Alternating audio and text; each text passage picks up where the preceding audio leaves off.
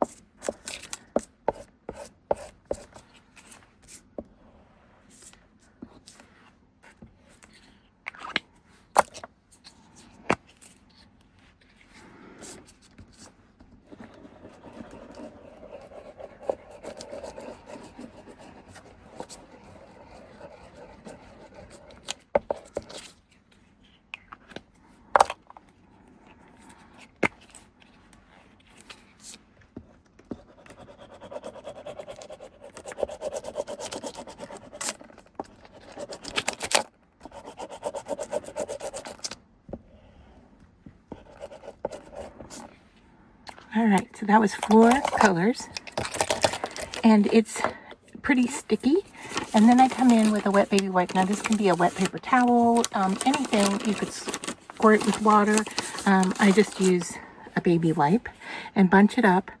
And now because these are kind of slightly water reactive, I just lightly go over the surface, and you can see it's going to fill in all of those white areas, but still leave my lines. All right, and typically the color that blends the most, or that I'm swiping, is the last color I applied, and so in this case it's this lightish gray blue color.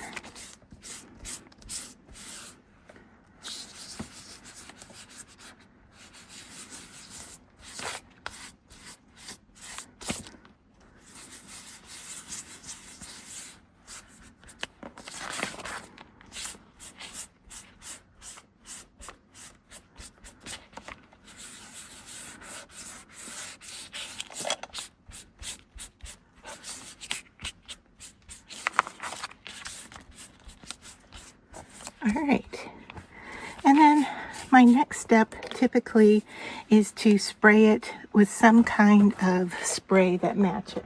So I'm just looking in here.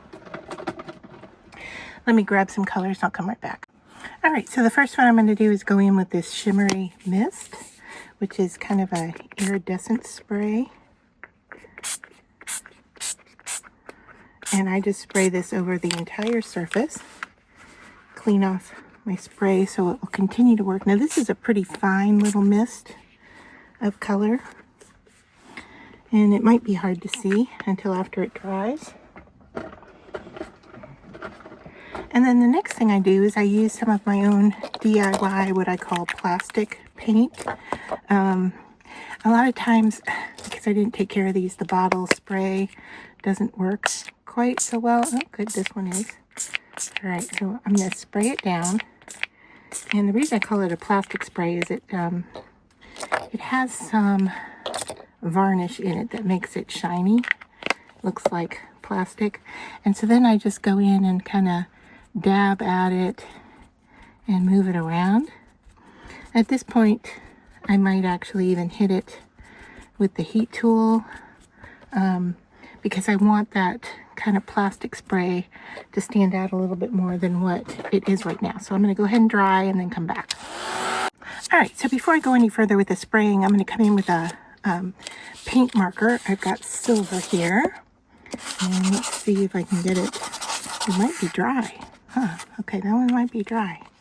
Let me see, I have a blue one here too. Let's see what this does. Okay, I can get it to mark a little bit.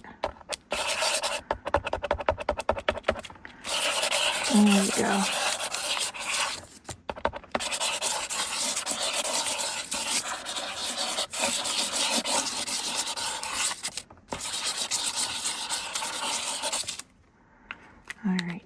me try that silver one again.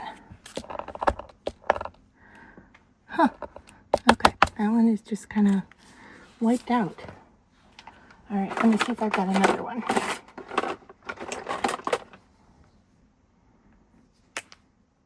Yeah.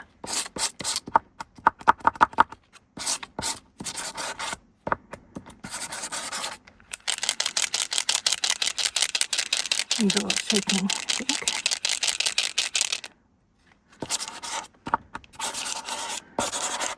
This one is pretty watery. I'm going to switch it out again.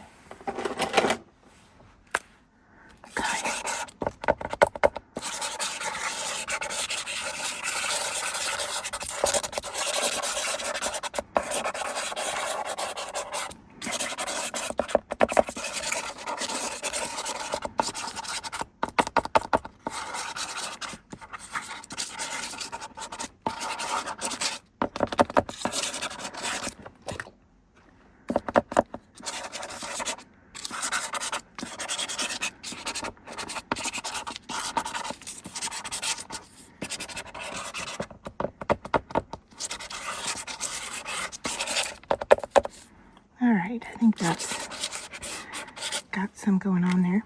All right, so now in with the plastic sprays. And I'm just gonna spray over the surface, take my baby wipe, and kind of try to get that to move around a little bit, just because I don't want it to be so clumpy in there. And then this dark blue, I don't think it's gonna spray. Yeah, I didn't think so.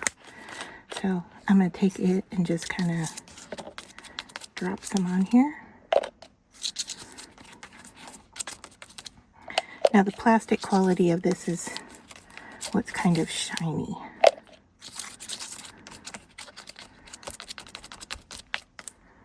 All right, there's that. And then this one, I'm going to go back in with just the same technique here. Get some of that on there. So now you can see my paper's a little curly. I've got it covered in color. Lots of things going on here.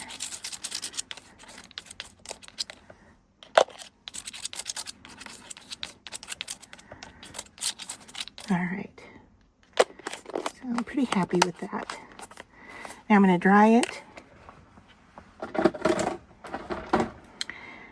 and then I'll come back and show you how I cut it.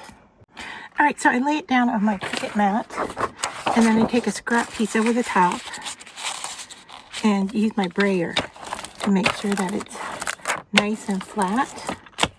And the reason I put the paper on top is just to make sure that if there's any wet spots, it picks it up with the paper.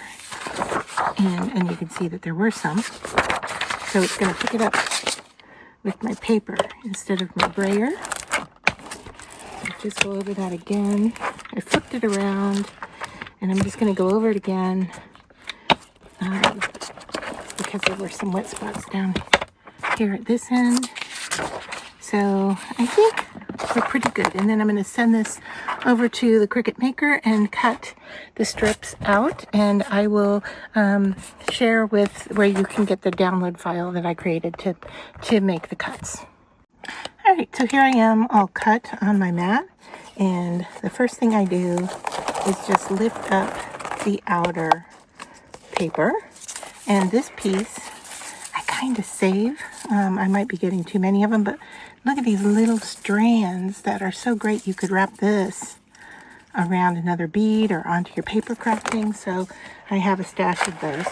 And then to lift these up, I just kind of pinch my mat and start to pull them off like so. And because I roll them down, they're stuck pretty well. But if I was working with a nice flat piece of paper, I wouldn't have used the brayer on here, and these would just pop right up, and you could grab a bunch of them at once instead of just one at a time. And then I turn my mat around, and get them off the other side.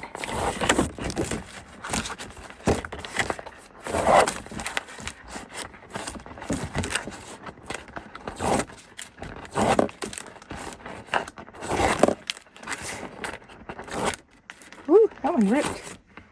And that's okay because I have an odd number of them here.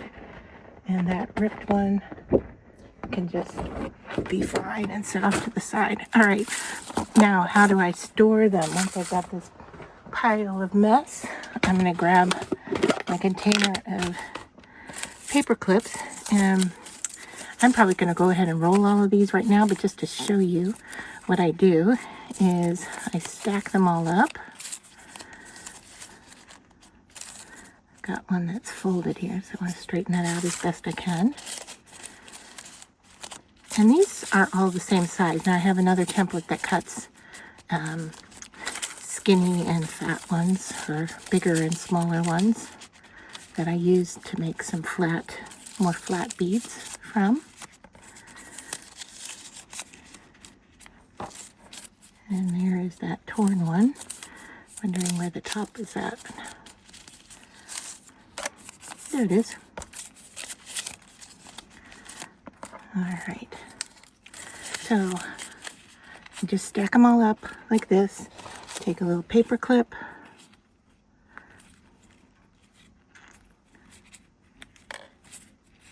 And clip them at the top. Now, if this paper was laying flat when I cut it, there would be no need to flatten this out. But since these curve, I go ahead and flatten them out and just use another paper clip at the bottom so that they stay straight, and then I put them into a folder to hang on to them. And then to roll them, let me clear out my paper clips here. All right, I use my own handmade bead roller. See, I like the smaller of the two here. So I'm going to go with the smaller one. And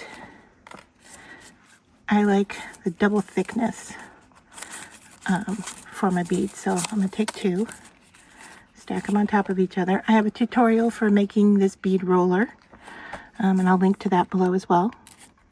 And I just put it on and wind away. And I find that the only thing I have to worry about is that the two papers don't come apart from each other. I don't really like the look if things go wonky down here and I roll. So I want to keep them together, and I roll and roll, and I like the look of the double thickness. So this is just copy paper, okay? Just the kind that you would put in your laser printer at home. So it's not a very thick or expensive paper. And then some white glue.